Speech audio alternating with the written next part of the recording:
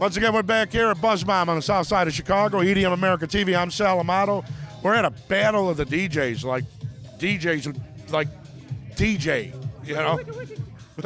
With a look, we got a needle on there too. There's a needle. Remember that shit?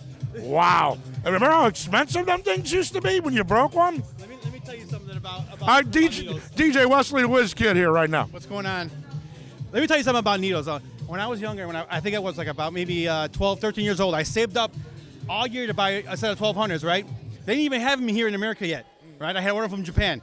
I finally get them in. I take them home. I unbox them, right? Pull them out like, oh, man, I'm going to start mixing right now. No SC35. I had no cartridges, and I had no slip mats.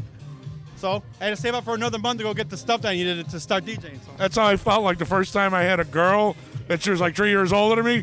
And once I had her top, I was like, oh, shit, now what do? I don't know what the hell to do. I was scared to death.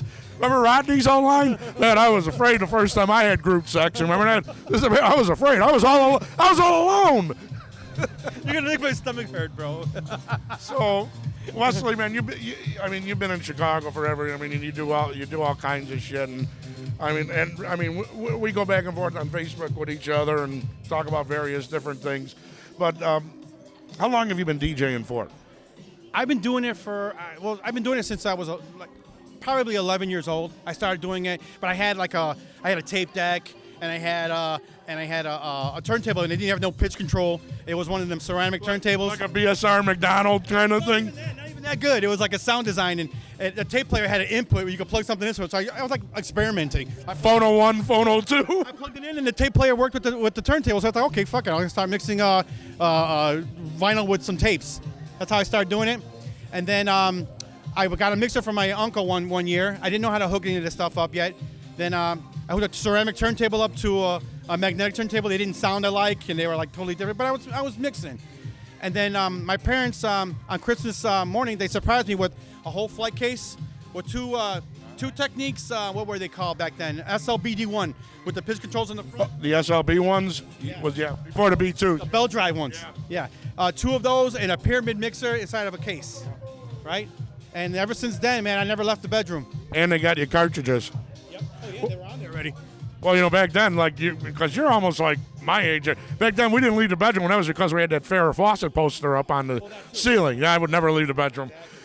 You're trying to make me feel old. Okay, let's go back to the 80s. What are we talking about? Screw Farrah Fawcett. Yeah, I wanted to. Well, so my father he used to be in a band when he was in when we were younger. He used to be in a band, and he knew all the stuff that we needed. And when I used to ask him how those guys on the radio did that, like Ken and Jam and Jason was one that I looked up to the most. Yeah. And when I asked my father how they did that, he kind of explained, they have, the record players have little pitch controls on them, and they can move them around, and they lock the beats together. And ever since then, he knew more than I did, so he went out and he got the stuff that he thought that I was going to need, right? So he bought me my stuff. I started then, and ever since then, I started building it up slowly. Little by little, I started getting better equipment, and then, my record collection started getting huge, that I still have, as a matter of fact.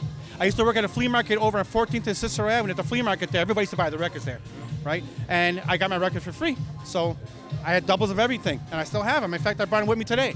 So you're doing vinyl tonight, is that right? So Wesley's doing vinyl right now. Wesley, I asked everybody else. We all got a guilty pleasure, man. We listen to some shit that you would never guess we listen to. All right, now aside from like Luciano Pavarotti, which I know you're a big fan of, what else, man? Hey, there's an idea. Let's house up some Luciano, man. Jacket. How wicked would that shit be? Well, if I had to choose, any group in the whole world, it's going to be Kraftwerk. Okay, they're my biggest influence. Okay, and on top of that, I think they're influence to every Chicago DJ and every Chicago producer, even house music production. You got to look at them. I mean, they were the pioneers of that stuff. They started it out. People kept sampling from them, and it blew up and went far. Yeah, I mean, if you go back, if you want to talk the original godfathers of, we call it EDM now, but electronic dance music before Giorgio. I mean, even Giorgio had Son of My Father in '72, but Kraftwerk came right after that with Autobahn. And then how many freestyle records have we heard through the years with Kraftwerk? Of numbers. And even you say Georgia Moroder. All right, and if you listen to the stuff that they were both doing in the 70s, they were very, very similar.